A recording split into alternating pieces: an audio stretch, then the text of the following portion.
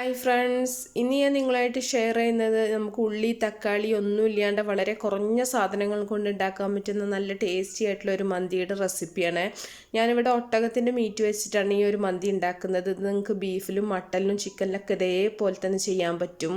ഇതിന് വേണ്ടിയിട്ട് ഞാൻ 1 കിലോ ഒട്ടകത്തിൻ്റെ ഇറച്ചിയാണ് എടുത്തിട്ടുള്ളത്. ഇത് നമുക്ക് എല്ലോട് കൂടിയുള്ള വലിയ കഷ്ണങ്ങളാണെങ്കിൽ അതാണ് നല്ലത് കേട്ടോ. അപ്പോൾ എനിക്ക് എല്ലോട് കൂടിയുള്ള കഷ്ണങ്ങളല്ല കിട്ടിയിട്ടുള്ളത്, നല്ല ഇറച്ചിയുടെ കഷ്ണങ്ങളാണ് കിട്ടിയിട്ടുള്ളത്. അപ്പോൾ നമ്മൾ അത് നന്നായിട്ടൊന്ന് കഴുകിയതിന് ശേഷം കുക്കറിലിട്ടിട്ട് ഉപ്പും മഞ്ഞളും ഇട്ടിട്ട് നല്ല പോലെ ഒന്ന് വേവിച്ചെടുക്കണം. അപ്പോൾ നല്ലോണം കഴുകി എടുത്തിട്ടുണ്ട്. ഇനി വേറെ മസാലകളൊന്നും നമുക്ക് ഇതിലേക്ക് ചേർക്കണ്ട. അത്യാവശ്യത്തിന് ഉപ്പിട്ട് കൊടുക്കുക, അതുപോലെ ഒരു 1/2 ടീസ്പൂൺ മഞ്ഞൾപ്പൊടിയും കൂടെ ചേർത്തിട്ട് നല്ല പോലെ ഒന്ന് മിക്സ് ചെയ്തെടുക്കുക. ഒരു തുള്ളി പോലും വെള്ളം ചേർക്കേണ്ട ആവശ്യമില്ല കേട്ടോ. നമ്മൾ കുക്കറിൽ വെക്കുന്ന സമയത്ത് ആ ഇറച്ചിയിൽ തന്നെ വെള്ളം ഇറങ്ങി വരും. നമ്മൾ ബീഫ് മട്ടനൊക്കെ വെക്കുന്ന അതേപോലെ തന്നെയാണ്. ഇനി നമുക്കിത് കുക്കർ അടച്ച് വെച്ചിട്ട് വേവിച്ചെടുക്കാം. അപ്പോൾ ഇറച്ചി നന്നായിട്ട് വെന്തിട്ടുണ്ട്. വെന്ത് വരുന്ന സമയത്ത് കുറച്ച് വെള്ളം ഉണ്ടാവും കേട്ടോ. ആ വെള്ളം നല്ല പോലെ ഒന്ന് വറ്റിച്ചെടുത്താൽ മതി. ഇത് നമുക്ക് ചോറുണ്ടാക്കാൻ വേണ്ടി ഒരു പാത്രത്തിലേക്ക് ഇട്ട് കൊടുക്കാം. വലിയൊരു പാത്രം എടുത്തിട്ട് അതിലേക്ക് വേവിച്ചിട്ടുള്ള ഇറച്ചി ഇട്ട് കൊടുക്കുന്നുണ്ട്. ഇതിലേക്ക് നമ്മൾ ആദ്യം ചേർക്കുന്നത് ഇഞ്ചി വെളുത്തുള്ളിയുടെ പേസ്റ്റാണ് കേട്ടോ. ഇഞ്ചി വെളുത്തുള്ളിയും കൂടെ നല്ല പോലെ ഒന്ന് ചതച്ചെടുക്കുക. ഒരു 2 ടേബിൾ സ്പൂൺ നമുക്ക് ഇഞ്ചി വെളുത്തുള്ളി പേസ്റ്റ് ഇട്ട് കൊടുക്കാം. ചിക്കനാകുമ്പോൾ ഇത്രയും വേണ്ട, നമുക്ക് ഒട്ടകമായത് തന്നെ നമ്മൾ കുറച്ചൊന്ന് ഇഞ്ചി വെളുത്തുള്ളിയൊക്കെ കൂട്ടിയെടുത്തിട്ടുണ്ട്. ഇനി ഒരു 5 ഏലക്ക, അതുപോലെ തന്നെ ഒരു 5 ഗ്രാമ്പു, 2 കഷ്ണം പട്ട, 1 ടേബിൾ സ്പൂൺ കുരുമുളകും കൂടെ ഇട്ട് കൊടുത്തിട്ടുണ്ട്. ഇനി 2 മാഗി ക്യൂബ്സും കൂടെ ചേർക്കുന്നുണ്ട്. മാഗി ക്യൂബ്സ് നിങ്ങൾക്ക് വീട്ടിലുണ്ടാക്കിയെടുക്കുന്ന റെസിപ്പി ഞാൻ നേരത്തെ കാണിച്ചിട്ടുണ്ട് കേട്ടോ. വേണമെന്നുണ്ടെങ്കിൽ കണ്ടു നോക്കുക. ഇനി 1 ടേബിൾ സ്പൂൺ മന്തി മസാലയാണ് ചേർക്കുന്നത്, അറേബ്യൻ മസാലയാണ്. ഇനി നമ്മൾ ഒരു വലിയ ചെറുനാരങ്ങയുടെ നീരും കൂടെ പിഴിഞ്ഞൊഴിച്ചിട്ടുണ്ട്. അപ്പോൾ ചെറുനാരങ്ങയുടെ നീരൊക്കെ നിങ്ങളുടെ ഇഷ്ടത്തിനനുസരിച്ച് പുളിപ്പ് നോക്കിയിട്ട് ചേർത്താൽ മതി കേട്ടോ. അപ്പോൾ ഒരു നാരങ്ങയുടെ നീര് മുഴുവനായിട്ട് ഞാൻ ചേർത്തിട്ടുണ്ട്. എന്നിട്ട് കൈ കൊണ്ട് നല്ല പോലെ ഒന്ന് മിക്സ് ചെയ്തെടുക്കുക. ഇതിൽ മാഗി ക്യൂബ്സ് അതുപോലെ മന്തി മസാലയൊക്കെ റെസിപ്പി നേരത്തെ കാണിച്ചിട്ടുണ്ട്. അപ്പോൾ നിങ്ങൾക്ക് വേണമെന്നുണ്ടെങ്കിൽ ലിങ്ക് ഡിസ്ക്രിപ്ഷനിൽ കൊടുക്കാം. ഇനി 2 വലിയ ഉണങ്ങിയ നാരങ്ങ, അതുപോലെ 2 ബേ ലീഫും കൂടെ ഇട്ട് കൊടുത്തിട്ടുണ്ട്. ഉണങ്ങിയ നാരങ്ങയൊക്കെ എന്തായാലും ചേർത്ത് കൊടുക്കുക കേട്ടോ. ഇനി ഇതിലേക്ക് ഒരു 120 ml കപ്പിനാണ് ഞാൻ എടുത്തിട്ടുള്ളത്. ഓയിൽ നിറച്ചിട്ട് തന്നെ എടുത്തിട്ടുണ്ട്. അപ്പോൾ നിങ്ങൾ വെളിച്ചെണ്ണ അല്ലാത്ത ഏത് ഓയിലും നിങ്ങൾക്ക് ചേർത്ത് കൊടുക്കാം. ഈ ഓയിലിൻ്റെ കൂടെ വേണമെന്നുണ്ടെങ്കിൽ നിങ്ങൾക്ക് 1 ടേബിൾ സ്പൂൺ ബട്ടറും കൂടെ വേണമെങ്കിൽ ചേർത്ത് കൊടുക്കാം. എന്നിട്ട് നല്ല പോലെ മിക്സ് ചെയ്തിട്ട് അടുപ്പത്ത് വെച്ചിട്ടുണ്ട്. ഇനി നല്ല തീ തന്നെ വെച്ചിട്ട് ഒരു ഭാഗം ചെറുതായിട്ടൊന്ന് ഫ്രൈ ആയി വരുന്ന സമയത്ത് നമുക്കിതൊന്ന് തിരിച്ചിട്ട് കൊടുക്കാം.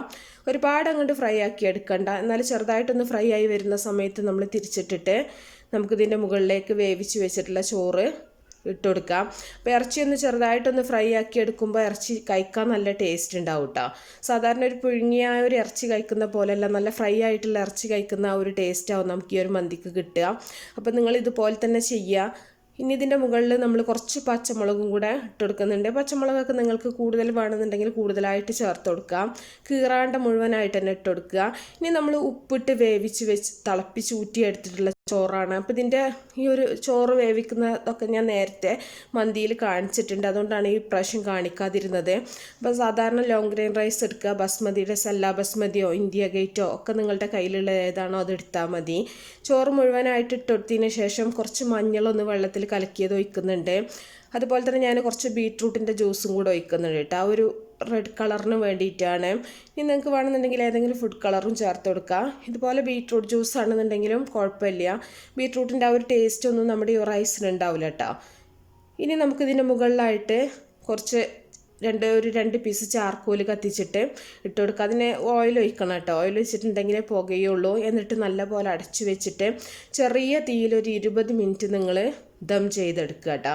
ചെറിയ തീയിൽ പറഞ്ഞാൽ വളരെ ചെറിയതാക്കിയിട്ട് തീ വെച്ച് കൊടുക്കുക. ഒരു 20 മിനിറ്റിന് ശേഷം നമുക്ക് തുറന്നിട്ട് ചോറ് വിളമ്പാം. ആദ്യം നമുക്ക് ഈ ഒരു ചാർക്കോലിൻ്റെ ഈ ഒരു സോസർ അങ്ങോട്ട് എടുത്ത് വെക്കാം. എന്നിട്ട് നല്ല പോലെ ചോറൊന്ന് മിക്സ് ചെയ്തിട്ട് നമുക്ക് വേറൊരു പാത്രത്തിലേക്ക് ചോറ് മാറ്റാം. ഇതിൻ്റെ അടിഭാഗത്തുള്ള ആ ഒരു ഇറച്ചി നമുക്ക് ആദ്യം ഒന്ന് എടുക്കണം കേട്ടോ.